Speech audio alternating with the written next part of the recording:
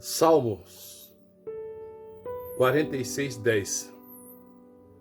No livro de Salmos 46:10 nos dá uma dimensão na hora da provação. A palavra diz: aquietai-vos e sabeis que eu sou Deus, e serei exaltado sobre a terra. Quando Deus diz aquietai-vos, Ele quer dizer: aquieta o seu coração. Muitos serão provados, passarão pela provação. Muitos serão repreendidos e castigados pelo Senhor para que sejam provados, até mesmo na sua infidelidade, e alcance a salvação. Jesus mesmo disse: talvez você tenha que fazer um concerto com Deus. Olhe para a sua vida, olhe para o seu íntimo e analise se está vivendo segundo a vontade de Deus, conforme a Escritura. Muitas das vezes nós estamos nas 3 provas, ou estamos numa prova que dá para se definir por 3 provas: a de Jó, a de Davi e a de Jonas. Jesus disse: eu castigo e repreendo todos quanto eu amo. Em outro livro diz: se Deus não vos repreende, então sois bastardos, vós não tendes um pai. Mas se sois repreendidos, é porque o vosso pai é zeloso.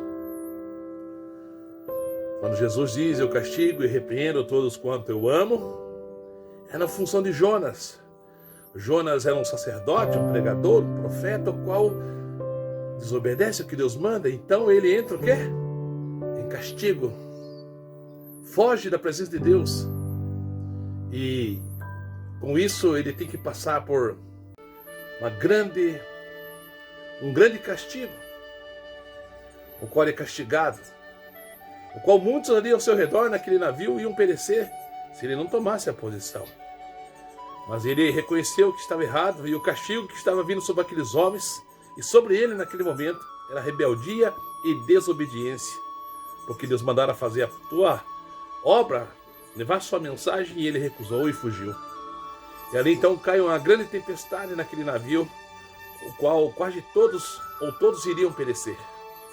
Mas ele toma ciência e pós o castigo fala: me lance no mar, porque eu sou o causador dessa situação. Talvez, meu irmão, minha irmã, talvez você esteja afundando nessa situação difícil. Talvez esteja na prova, levando a família toda por causa da sua desobediência, dos seus erros.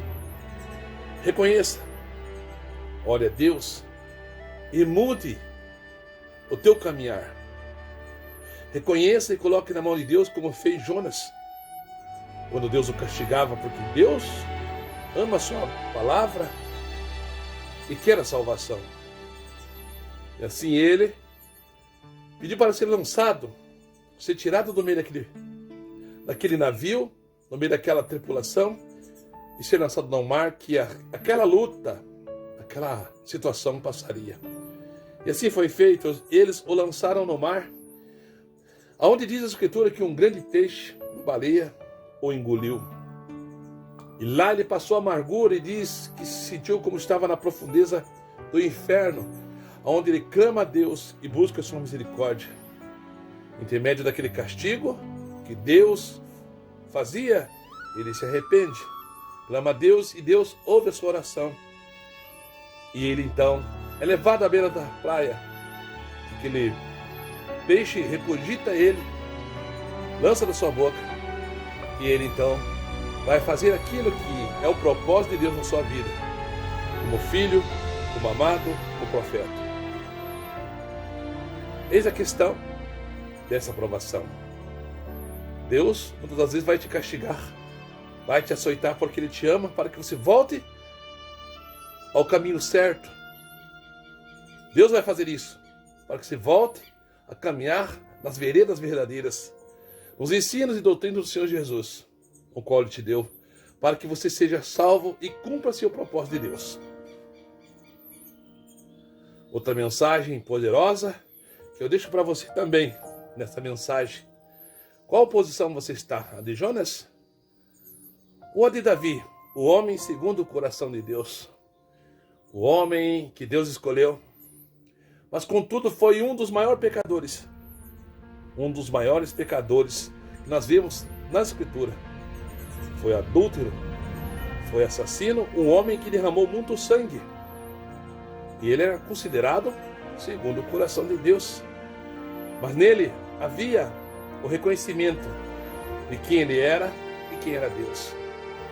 Nunca se exaltou pelo poder que tinha, pelo status, pelo que recebeu de Deus. Mas antes, caía e se apresentava ao Senhor e se colocava como ele era, mortal e pecador. E se arrependia no íntimo da sua alma. Buscava a Deus. Reconhecia e dizia: lembra-te, Senhor, que sou pó, que da terra foi formado. Tenha misericórdia de mim. Davi, segundo o coração de Deus, cometeu muitos pecados, mas sempre reconheceu. Ele tinha nojo dos seus pecados. Sabia que aquilo lhe afastava do Senhor.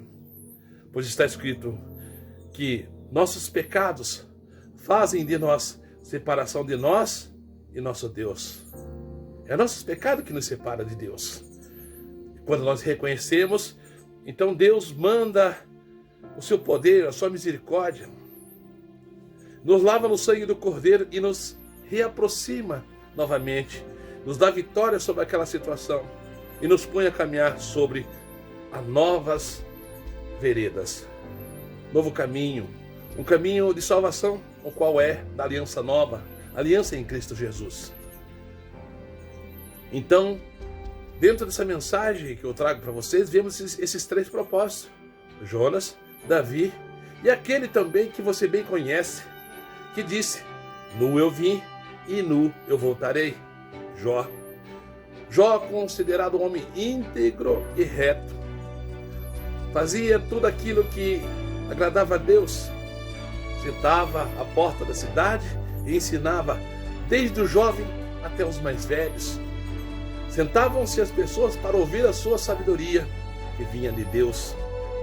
Jó, um homem próspero, um homem rico e poderoso, tanto em palavras como também em riquezas materiais. Contudo, nada lhe se apegava a si mesmo em adoração a essas coisas. Não amava este mundo, mas tudo engrandecia ao nome do Senhor, pela bondade e misericórdia do que Deus fazia e do que Deus é. E com isso, como se diz, o inimigo pediu para cirandá-lo, assim como também pediu a Jesus para cirandar os apóstolos. Assim também como pede para cirandar você e eu e o povo de Deus.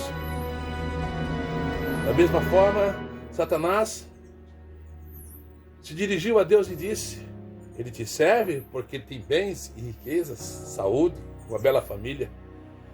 Mas tire dele e verás que blasfemar de ti. Contudo, Deus, resumindo esta palavra, permitiu que tudo lhe fizesse menos tirar sua vida. E Jó provou sua fidelidade, porque ele acreditava, ele cria no Deus eterno. Ele acreditava, creio eu, na vida eterna, no outro patamar de vida que seria a vida espiritual. Ele não se importava. Ele cria no Deus eterno, que vive para todo sempre. E ele se recusou a blasfemar.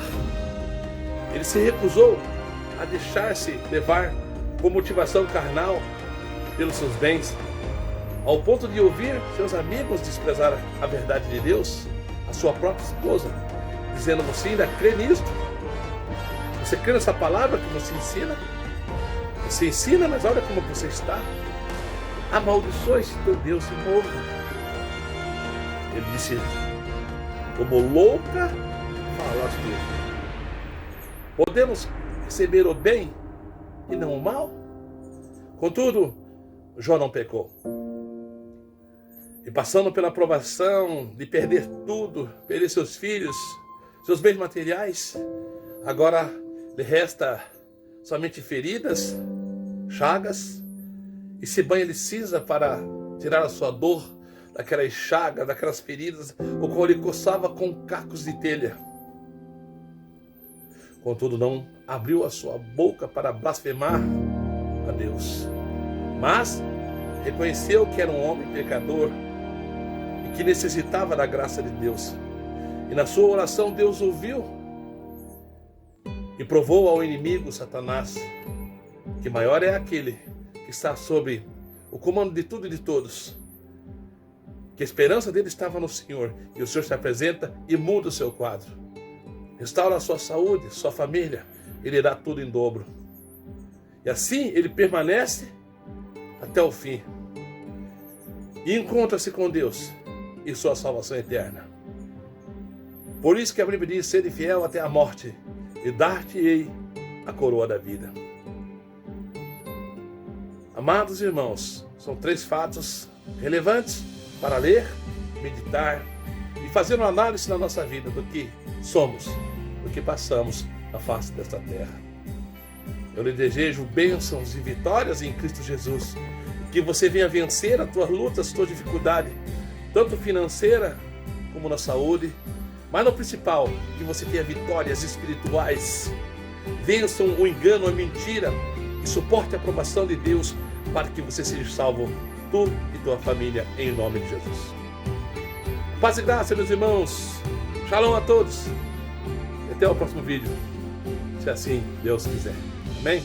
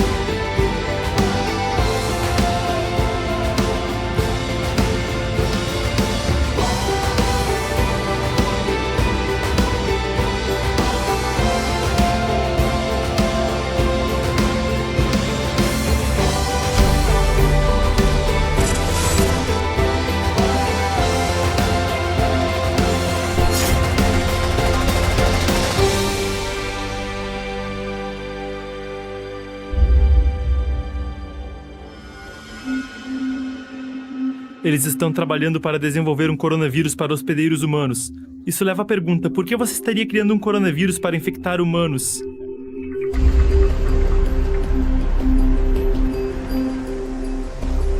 E esse vírus, então, pode agora infectar células humanas muito mais facilmente.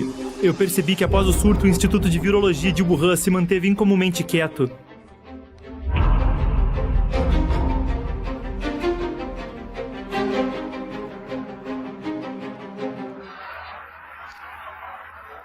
Quem é o verdadeiro chefe do laboratório P4?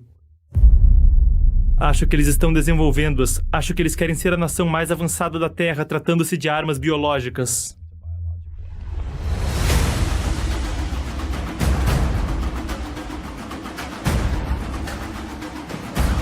Queremos a verdade.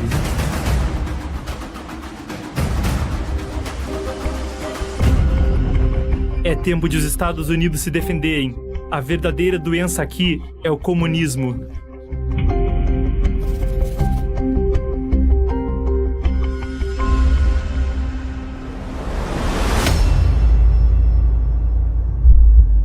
O que o Partido Comunista Chinês estava tentando esconder?